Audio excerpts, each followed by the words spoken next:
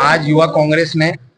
जिला शिक्षा अधिकारी माध्यमिक को ज्ञापन सौंपा है। युवा कांग्रेस की मांग है कई दिनों से, शहर के अंदर कई अभिभावक यूथ कांग्रेस के साथियों को मुझको फोन कर रहे थे कि कई अजमेर के अंदर कई निजी विद्यालय हैं जो आरटीई के नाम पे, जो राजस्थान सरकार द्वारा 25%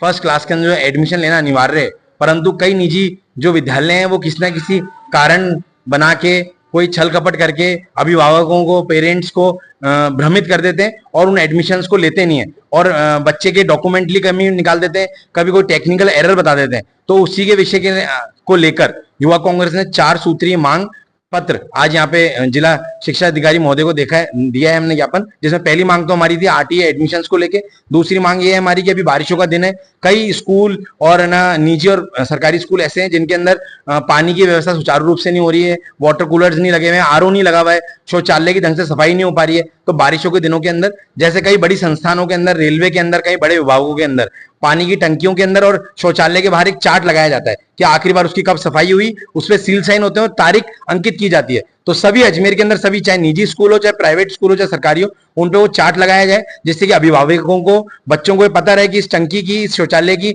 4 दिन पहले सफाई हुई थी और आज वापस इसकी सफाई होनी है। तीसरी हमारी ये मांग थी कि अजमेर के अंदर जितनी भी सरकारी इमारतें हैं स्कूल की, वो जर्जर कंडीशन में, जिस तरीके से आप देख रहे हो अजमेर के अंदर कभी ब्रिज गिर रहा है, कभी कोई पुलिया टूट रही है, कभी सड़क धस रही है, तो किसी भी तरीके की कोई सरकारी इमारत है वो किस तरीके की कोई घटना घटित नहीं हो जाए, कोई बच्चे कोई उसके अंदर दुर्घटना के अंदर बच्चे शामिल नहीं हो जाए, उसके लिए भी हमने ज्ञापन दिया। और आखिरी हमारी मांग थी कि अजमेर के अंदर कई बड़े निजी विद्यालय ऐसे हैं जिनकी फीस महीने की बहुत हजारों के अंदर, साल की 1.5 लाख रुपए, और कई अच्छे स्कूल हैं जिनकी साल की फीस 30 से 40 हजार है। तो ये जो इतना बड़ा जो फ्लक्चुएशन आ रहा है, क्योंकि जितने भी निजी स्कूल्स हैं उनको किसी को भी सरकार को ना जीएसटी देना पड़ता है, ना इनकम टैक्स देना पड़ता है, ये सभी टैक्स की श्रेणी से बाहर आते हैं। तो ये जो स्कूलों की जो मनमानी हो रखी है, इस पे सरकार कोई क्राइटेरिया बनाए, कोई निर्धारित करे और कोई जो फीस का मापदंड है वो तय करे। ये हमारी 4 सूत्रीय मांग थी, जिसपे जो अधीक्षक महोदय उन्होंने संज्ञान में लेते हुए कहा कि इस पर हम जल्द से जल्द कार्रवाई कराएंगे। मोहित मल्होत्रा, जिलाध्यक्ष युवा कांग्रेस अजमेर।